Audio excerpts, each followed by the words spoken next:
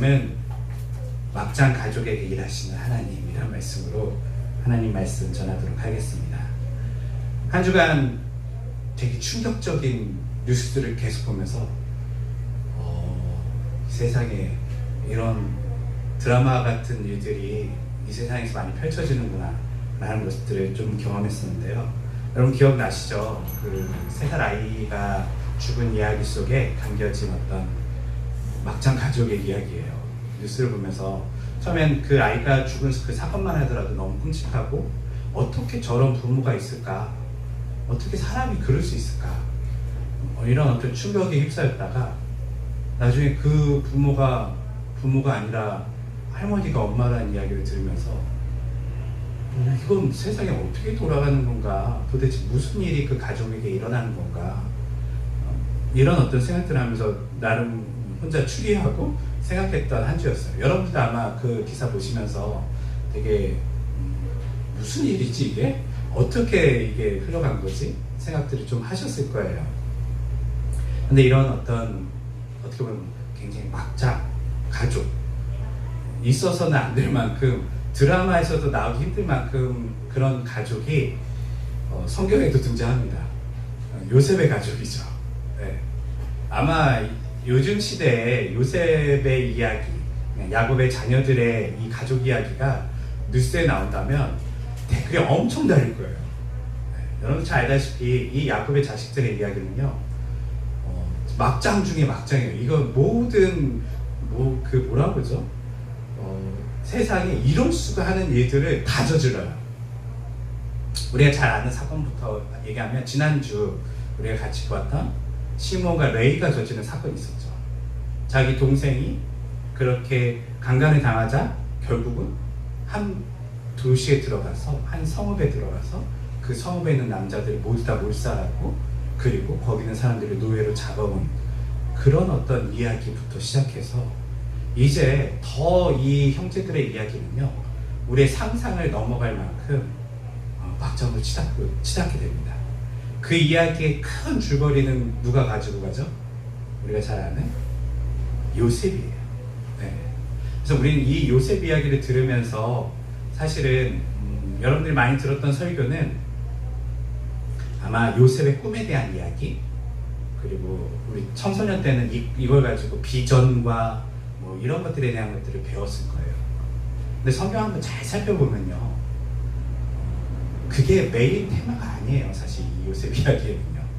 요셉 이야기의 주된 흐름은요, 지금 이 야곱의 가족이 우리가 상상할 수 없는 난리인 일들이 일어난다는 이야기죠. 그 중에 요셉의 이야기를 통해서 나중에 이 이야기가 결론을 맺을 뿐이지, 실제로는요, 이 요셉의 이야기 안에서도 또 다른 이야기들도 등장하게 돼요. 특별히 이 37장이 시작되는 이 요셉의 이야기를 시작하면서 이 이야기는 굉장히 어떻게 보면 짜임새 있는 어떤 드라마틱한 구성으로 이루어져 있어요. 아마 여러분들이 요셉의 이야기를 그냥 쭉 읽다 보면 굉장히 흥미롭게 끊기지 않고 끝까지 읽어갈 수 있을 만큼 잘 어떻게 보면 발단, 전개, 절정, 위기, 결말, 이 모든 것들이 잘 들어있는 어떤 이야기이죠. 그런데 한번 읽다 보면 갑자기 생뚱맞은 게 나와요. 그게 어디냐면 38장 이야기예요. 38장에 누가 나올까요? 읽어보셔야 돼요.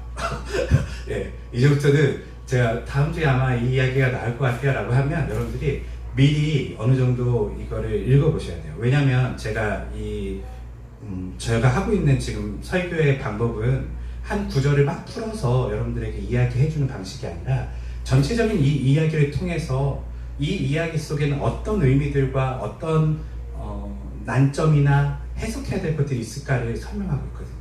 그렇기 때문에 이야기 전체를 숙지하고 예배 참석하는 게 되게 중요해요. 38장에 누가 나오냐면요, 다말 사건이 나와요. 다말 사건에 나오는 야곱의 아들이 누구죠? 유다예요. 요셉 이야기에 왜 갑자기 유다 이야기가 나오지? 그리고 이 이야기가 또 끝나고 또 요셉 이야기로 흘러가요. 학자들은 이것을 보면서 적잖은 당황을 하게 돼요. 이게 뭐지?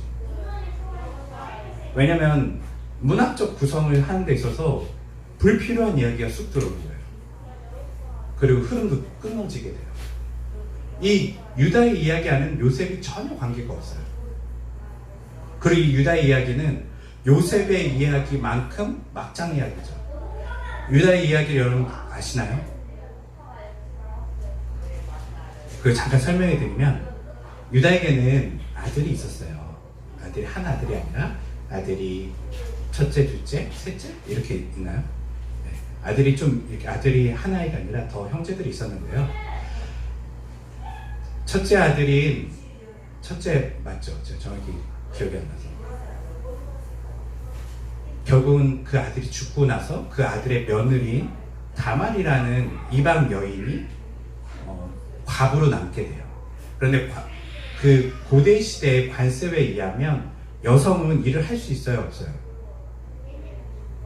못해요. 특별히 지금도 현재 중동에 가면, 고대 시대가 아니라 현대 시대 중동에 가더라도요, 중동에 가면 모든 길거리에 장사는 누가 하냐면 남자가 해요. 슈퍼마켓 가도 남자고 모든 식당에 가도 다 남자예요. 여자는 전적인 어떤 상업이나 어떤 사업을 할 수 있는 권한이 없어요. 물론 그들의 어떤 문화가 있어요. 왜냐하면 중동이라는 곳은 나라가 있었던 곳이에요, 없었던 곳이에요? 원래 거의 없었어요. 근래에도 없었다가 2차 세계대전 이후에 그냥 굵직굵직하게 서구 열강들이 나라를 만들어준 거예요. 네. 그래서 그 나라 안에 종족도 다르고요, 다 달라요. 원래 이 사람들은 어떻게 살고 있었던 사람들이죠? 부족으로 살고 있었어요, 대부분. 고대부터 현대까지 부족으로 살던 사람들인데, 이 사람들은 부족으로 살다 보니까 치안이 좋아요, 나빠요? 나빠요. 자기 동네 벗어나면 뭐 사막에서 죽어도 아무도 몰라요. 그렇기 때문에 나름은 자신들의 생각에는 여자는 약하고 여자는 어떤 위험에 처할지 모르니까 여성들은 밖에 못 나가게 한 거예요. 그리고 남자들이 모든 일들을 다 하고 밖에서 관련된 사업이나 이런 것들을 다 하게 된 것이죠. 이런 어떤 특징 때문에 여성들은 전혀 그 시대에서, 또 현대에도 그렇고요, 일을 할 수 없는 상황이에요. 그러다 보니까 어떤 제도가 있었냐면, 남편이 죽으면 이 여자는 굶어 죽게 되잖아요. 네. 일을 못하는데, 취업을 못하는데, 자식도 있는데 다 굶어 죽게 돼요. 그러면 그게 안 되기 때문에 이 과부가 된 여성은 그 형제들 중에 누군가가 어떻게 보면 자기 아내로 맞아서 데리고 살아야 돼요. 그리고 그 부인이 낳은 자식들은 다 형의 것이 되는 거예요. 다른 그 죽은 형제의 것이 되는 거예요. 우리가 보면 되게 말도 안 되는 이야기죠. 아니, 사랑하지도 않는데 결혼을 하고 동생한테 주고 형한테 주고, 이게 말이 안 되잖아요. 말이 안 되지만 사실 우리가 인류가 이렇게 사랑해서 서로 결혼한 건요, 제가 늘 얘기하자면 100년도 안 돼요. 과거 2000년, 3000년, 4000년 동안요, 인류는 사랑해서 결혼하지 않았어요. 인류는 살아남기 위해서 결혼했어요. 네. 그래서 부모가 너 누구랑 결혼해? 그럼 결혼하는 거예요. 오히려 사랑하면 혼나요. 대부분 사랑은 그 자기가 부모가 정해준 사랑과 관련 없잖아요. 그것 때문에 사회적 문제가 일어났었죠. 이런 생활 속에서 당연히 과부가 된 여성은 그 형제가 맡아서 살아야 되는 거예요. 그걸 하지 않는 것은 인권적으로 가난한 자를 돕지 않는 거고, 자기 형제의 자녀들을 죽이는 아주 나쁜 가족의 모습이죠. 그런데 바로 이 유다의 자녀들이 그렇게 돼요. 다말의 남편이 죽었으면 다른 형제들이 다말을 아내로 맞이하여서 살아야 되는데 다 거부해요. 그럼 이 거부하면 누가 이거를 정리를 해줘야 돼요? 아버지 유다가 이 문제를 해결해 줘야 되는데요, 아버지 유다는 이 문제를 해결할 생각이 없어요. 그리고 저 이방 여인인 다말이 죽던 말던 관심을 가지지 않아요. 그때 다말은 우리가 잘 아는 성경 이야기처럼 변장을 하게 되고, 변장을 해서 자기 시아버지죠. 시아버지를 만나게 돼서 시아버지에게 몸을 파는 여인처럼 다가가서 시아버지와 잠자리를 가지게 돼요. 그리고 잠자리를 가진 이후에 그 이야기를 다시금 속내로 털어놓게 되죠. 사실 이것은 이스라엘 백성들이 후대에 출애굽한 이스라엘 백성들이 이 이야기를 보더라도요, 이거는 죽일 일이에요. 율법에 보면 며느리와 잠자리 갖는 그 시아버지는요, 법적으로 율법에 의하면 죽어요. 하면 안 되는 짓이에요. 네.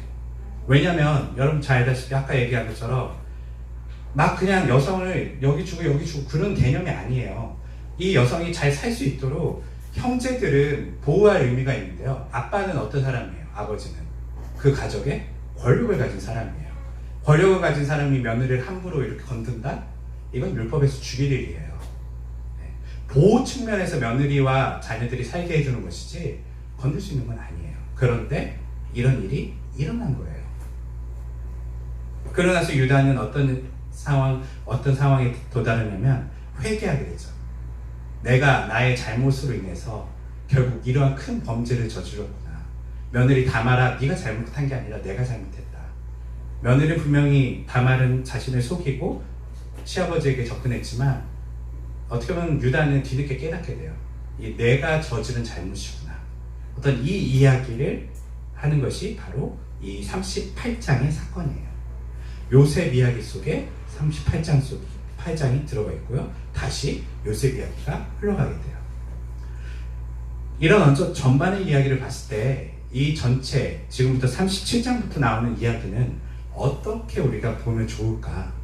우리가 여기서부터 다시 질문을 던져야 돼요. 자, 37장부터는 요셉의 이야기인가요? 요셉의 이야기도 있어요. 그런데 오늘 시작하는 거 보니까 37장에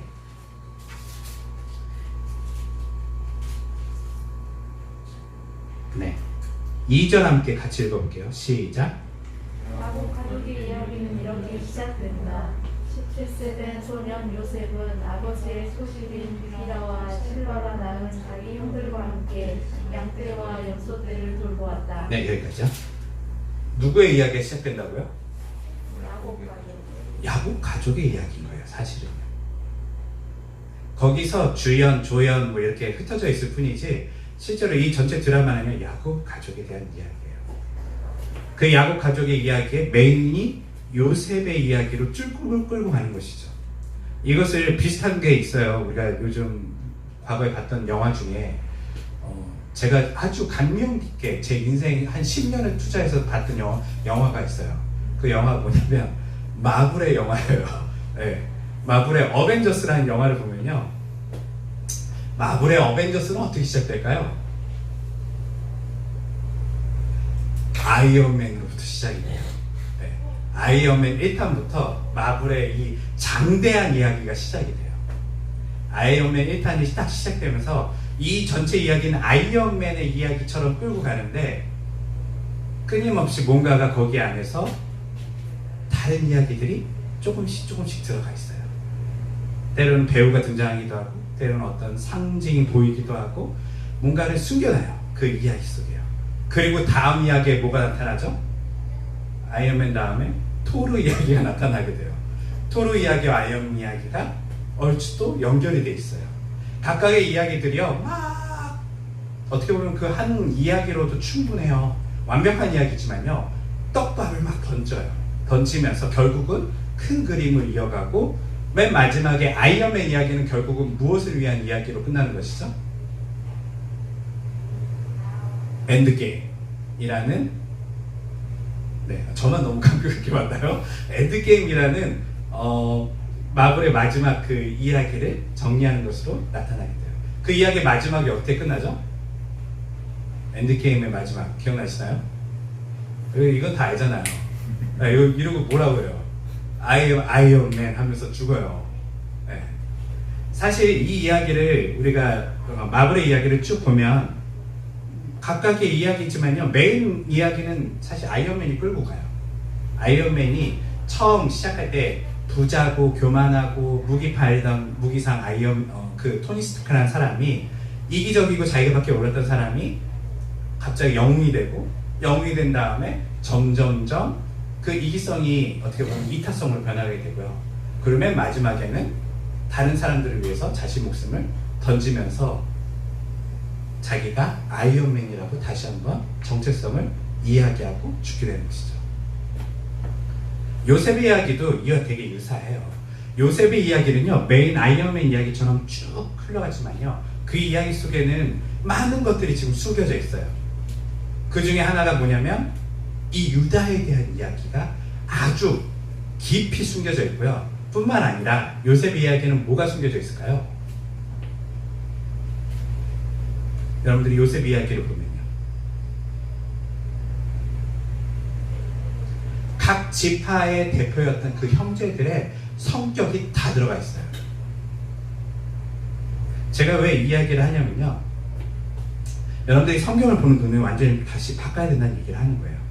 자, 창세기 37장이라고 우리는 이야기했지만 처음 성경은 어떻게 쓰였을까요? 창세기란 이름이 있었을까요? 없었어요. 창세기, 출애굽기, 레위기, 민수기, 신명기가 처음에 있었어요? 없었어요? 없었어요. 그럼 어떻게 이게 맨 처음에 사람들한테 보여졌죠? 모세의 글이에요. 모세는 이 전체를 다 썼어요. 모세는 창세기 따로 쓰고 출애굽기 따로 쓴 게 아니라요, 그건 우리가 후대에 끊은 거예요. 창세기라는 이름을 붙이고 50장으로 끊어왔고 대충 여기까지 이야기가 정리되고 여기까지 이야기가 정리되고 이렇게 끊었을 뿐이지, 사실은 전체 모세 오경이라는 그 이야기, 전체 이야기는요, 끊임없이 끊지 않고 모세가 쓴 거예요.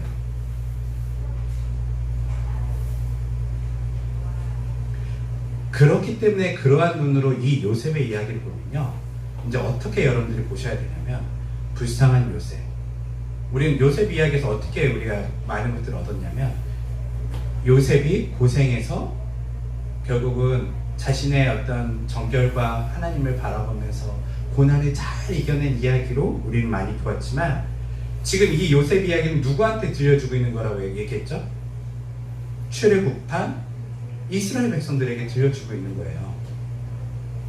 이 요셉 이야기는 단순히 그것을 이야기하는 것만이 핵심이 아니에요. 요셉 이야기 속에는 바로 아까 얘기한 요셉 이야기가 아니라 야곱의 가족들에 대한 이야기예요. 야곱의 가족들에 대한 이야기는 누구죠? 바로 이스라엘 12지파를 대표하는 사람들의 이야기라는 거예요. 그래서 요셉의 이야기를 우리는 요셉만 보지만, 만약에 여러분이 이스라엘 사람들 중에 여러분들이 만약에 시므온 지파 사람이었다 라고 하면 요셉 이야기를 어떻게 보셨을 것 같아요? 아, 감명 깊은 요셉, 우리 조상이 멋있구나, 이렇게 생각했을까요? 누가 제일 눈에 많이 띄었을 것 같아요? 당연히 요셉 이야기 속에 자기 조상인 시므온이 많이 눈에 띄었을 거예요. 레위 지파 사람들은 레위가 눈에 띄었을 거고요, 유다 지파 사람들은 유다가 눈에 띄었을 거예요. 제가 왜 자꾸 이 이야기를 하냐면요, 그들의 눈으로 먼저 보자는 거예요. 그리고 나서 우리의 눈으로 봐야 돼요. 그렇기 때문에 이 요셉 이야기는요, 각 지파들의 성격이 다 나와요.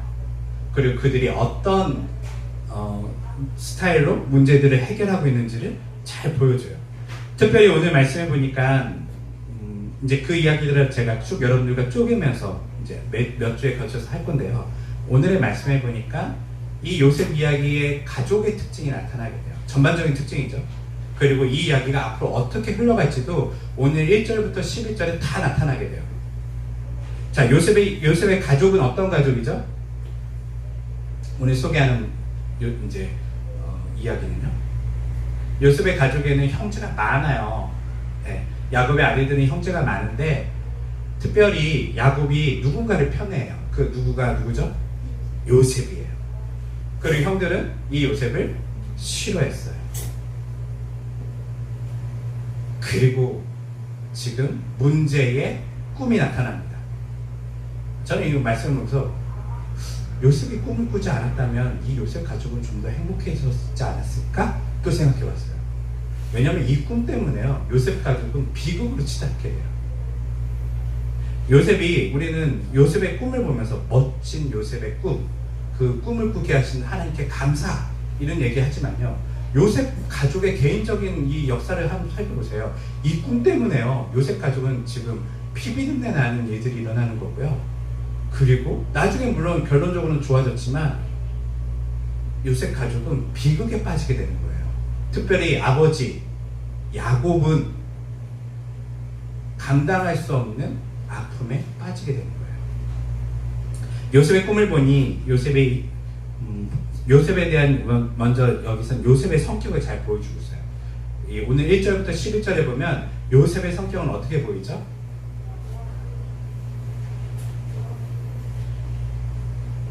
네, 있는 그대로 본다면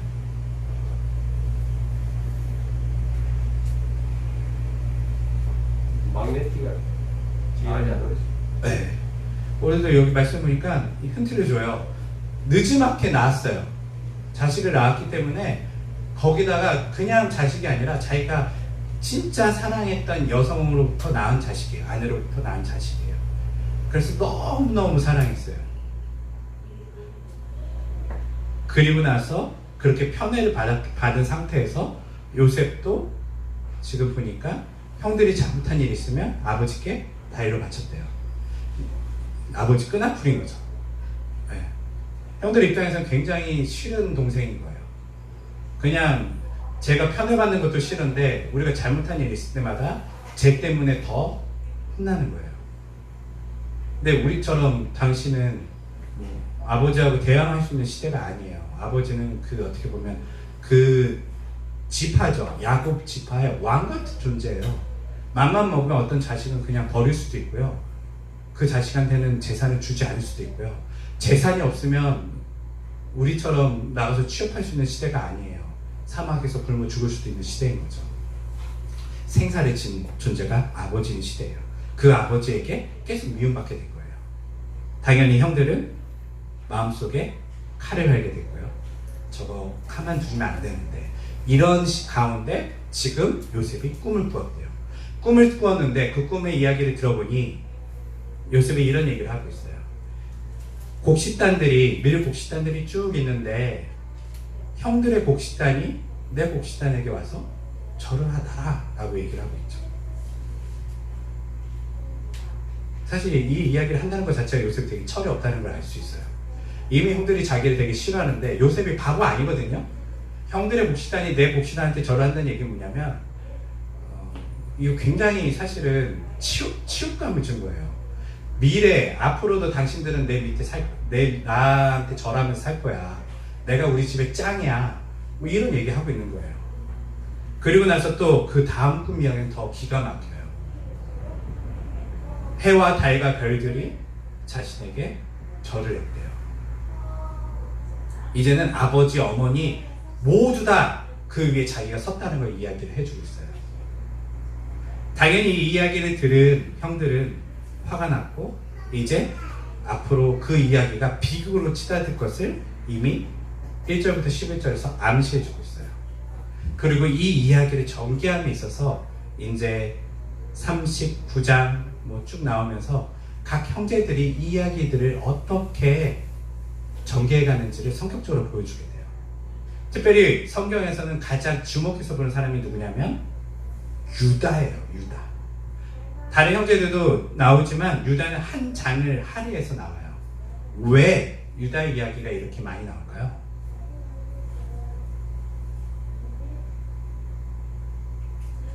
우린 이해가 안 되죠. 학자들도 이해를 못했어요. 문학적 관점에서 왜 유다의 이야기가 요셉 이야기 속에 나왔을까? 그래서 학자들이 무슨 생각하냐면요, 편집됐다. 이거 막 여기저기서 문서들을 가져다가 막 집어넣기 때문에 갑자기 이야기 흐름상 생뚱맞은 하나의 이야기가 들어왔다 라고 말하는 학자들도 있어요. 그런데 한번 생각해 보세요. 제가 말한 것처럼 이 이야기는 누가 지금 들어야 되는 이야기죠? 출애굽한 이스라엘 백성들이 들어야 되는 이야기예요. 그렇다면 우리는 하나 알 수 있어요. 출애굽한 이스라엘 백성들 중에 누가 굉장히 중요하다? 유다 지파가 굉장히 중요하기 때문에 이 요셉 이야기 속에서도 유다가 등장하는 거예요. 요셉 이야기만 하자니 뭔가 지금 그 시대를 반영할 수가 없는 거예요. 왜냐하면 출애굽한 이스라엘 지파에 요셉 지파는 그렇게 강한 지파가 아니에요.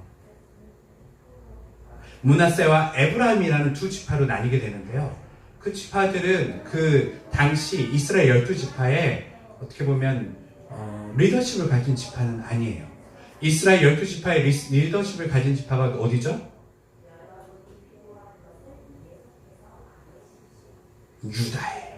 사실 이 이야기는 여러분들이 왜 이걸 통해서 배워야 되냐면요, 사실 이런 흔적들이 성경에 계속 다 남아있어요. 출애굽한 이스라엘 백성들에게 이야기하는 거라고 계속 성경은 이야기하고 있어요. 그런데 우리는 자꾸 이 이야기를 어떤 눈으로 자꾸 보냐면 그냥 한 구절 한 구절에 너무 집중해서 보고 있다는 거예요. 왜? 라는 질문을 먼저 던졌어야 돼요. 왜 유다 이야기가 왜 들어가 있지? 그리고 나서 도대체 지금으로부터 3000년 전에 출애굽한 이스라엘 백성들에게 유다 지파는 어떤 의미를 가지고 있지?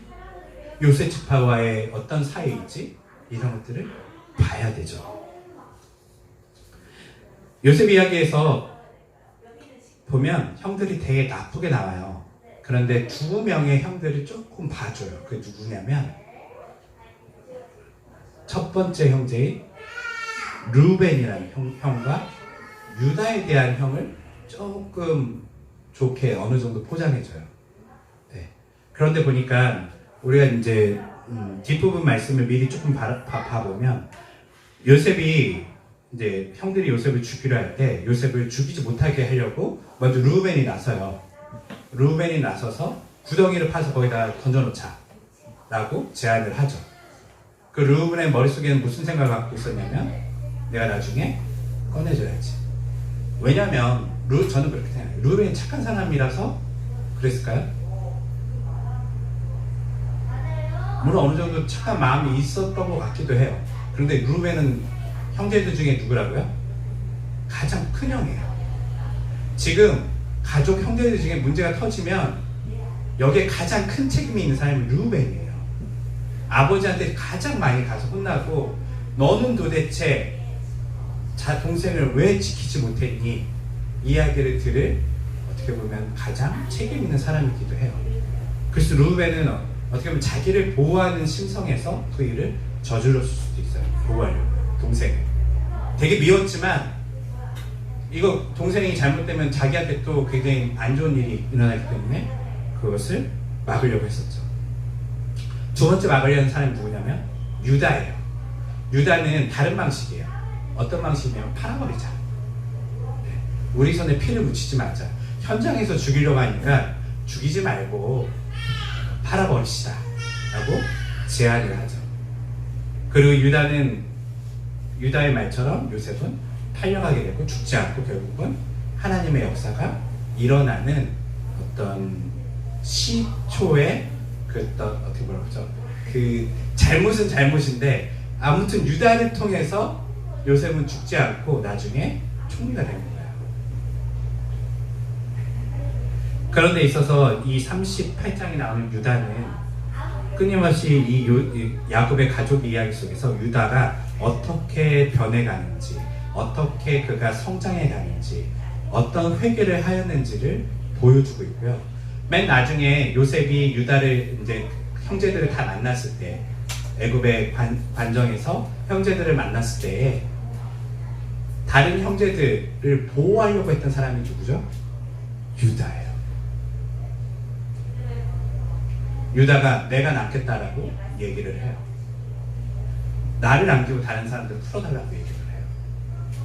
그 정도로 이제 유다는 변했어요. 이런 모습들을 보여주고요. 맨 마지막에 이 유다를 좀 더 살펴보면 야곱의 마지막 축복이 있어요. 야곱이 이제 죽을 때에 형제들을 야곱의 자녀들을 두고 축복을 해주는데 오늘 본문의 말씀과 대칭되는 말씀을 하나 줘요. 49장에 보면 유다에게 뭐라고 얘기냐면 너의 유다에게 홀이 있을 거라고 얘기를 해요. 유다가 지금 뭐가 될 거냐면 거기 가운데 왕이 태어날 것을 암시해줘요. 이 전체적인 이야기를 오늘 좀 해주는 거예요. 앞선 오늘 꿈을 통해서 이 이야기가 앞으로 어떻게 전개될지를 보여줬잖아요. 그리고 그 이야기는 야곱의 가족 이야기로 끊임없이 흘러가다가 나중에 이 이야기는 요셉 이야기로 끝나는 게 아니라요, 유다에 대한 축복으로 끝나게 되고요. 그리고 이 유다에 대한 축복은 그 다음이 뭐가 나오는 거죠? 출애굽이 나와요. 그리고 출애굽에 나와서 출애굽기에 유다 지파에 대한 이야기로 흘러가는 거예요. 그리고 나서 여러분 한번 이 모세 오경 전체를 볼게요. 그리고 나서 이 이야기 모세 오경은 결국은 누구를 암시하고 있죠? 메시아인 왕이 도래할 것을 암시하고 있어요. 네. 메시아인 왕이 도래할 것을 암시하고 있는데 이 요셉의 이 이야기를 통해서 결국 각각 나타난 그 형제들 중에 특별히 유다라는 그 형을 통해서 일어날 일들이 쭉 전개되면서 결국은 요셉 이야기가 전체를 끌고 가지 않고요, 유다의 이야기가 전체를 끌고 가요. 심지어는요, 이 유다에 대한 이야기가요, 모세오경은 모세 때 이미 다 쓰여졌지만 나중에 구약 전체를 다 끌고 가요. 우리 잘 아는 모세오경 이 다음에 뭐가 나오죠? 성경이요? 여호수아가 나오죠. 여호수아 때 정복 전쟁을 해요. 막 전쟁해갖고 이제 뭘 세워요? 나라를 세워요. 나라를 세웠는데 왕이 있어요? 없어요? 왕이 없어요. 왕이 없어서 힘들었던 시절들을 보낸 거를 사사기에서 얘기를 해줘요. 그리고 사사기에서 그 힘든 시절을 보낸 이후에 그리고 나서 그들이 뭘 요구하냐면 하나님께 왕을 요구해요. 그리고 하나님이 왕을 보내주시죠. 첫 번째 왕이 누구죠? 사울이에요. 근데 사울은 어느 지파 사람이죠?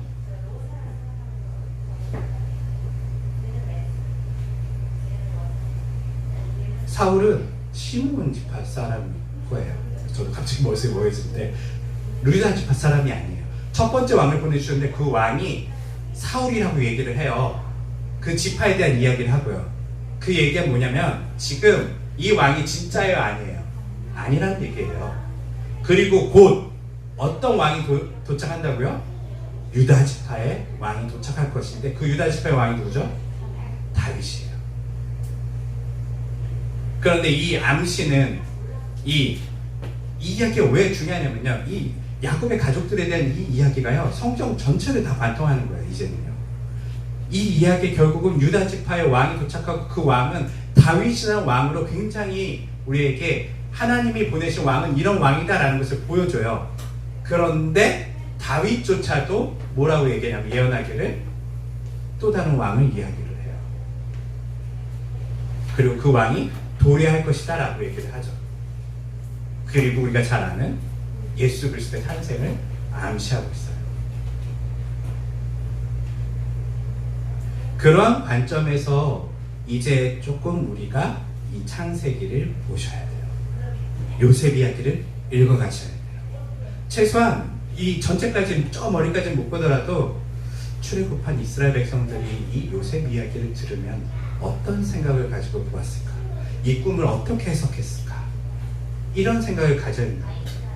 출애굽한 이스라엘 백성들은 이 요셉의 이야기가 어마어마하게 중요해요. 첫 번째, 요셉의 이야기는 뭘 담고 있냐면 자신들이 왜 애굽에 있었는지를 이야기해주고 있어요.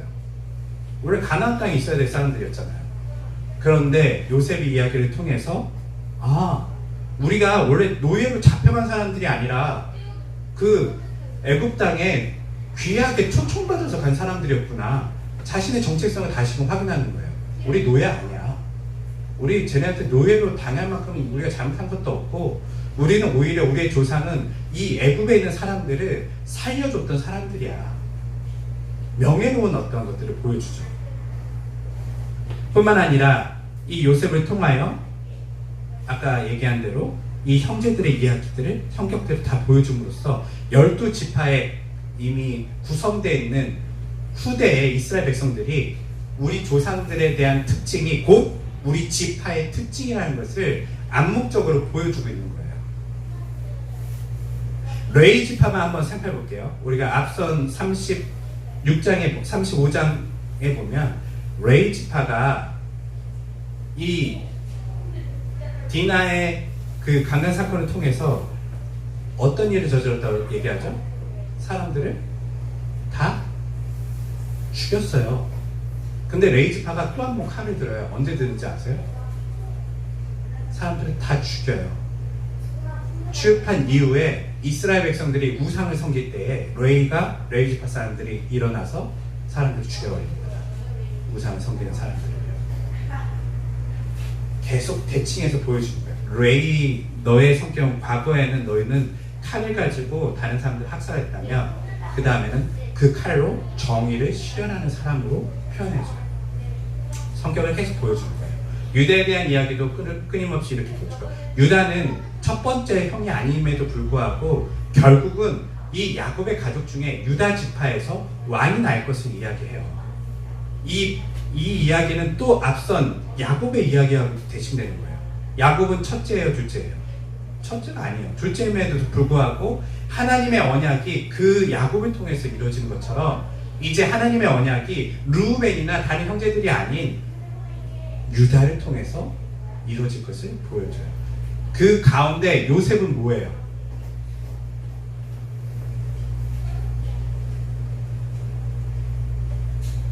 그것을 이제 찾아가는 게 이제 우리가 다음 주부터 해야 될 일들이에요.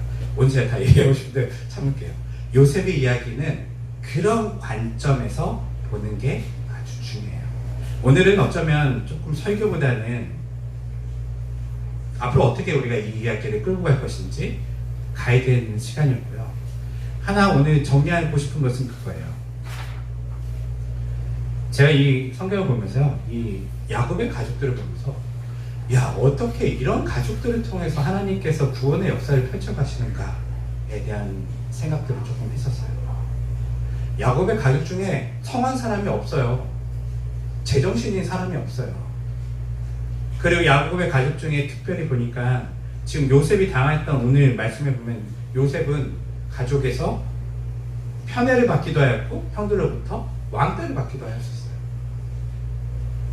이런 어떤 아픔과 슬픔과 고통이 많은 가족들이에요. 그런데 이 가족들을 통해서 어떤 일이 일어나죠?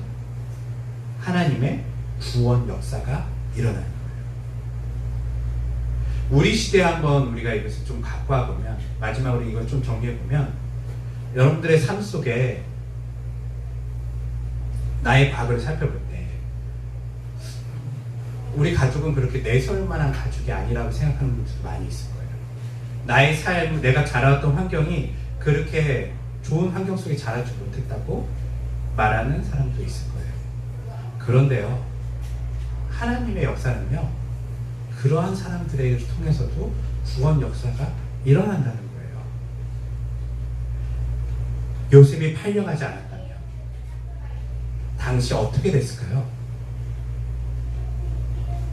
물론 요셉을 판 사람들이 잘했다는 게 아니라요, 이런 말도 안 되는 일들을 통해서도요, 하나님께서는요, 당시 그 고대 근동에 있는 사람들을 다 살리셨고요, 이집트를 살리셨고요, 야곱의 가족들을 살리셨어요.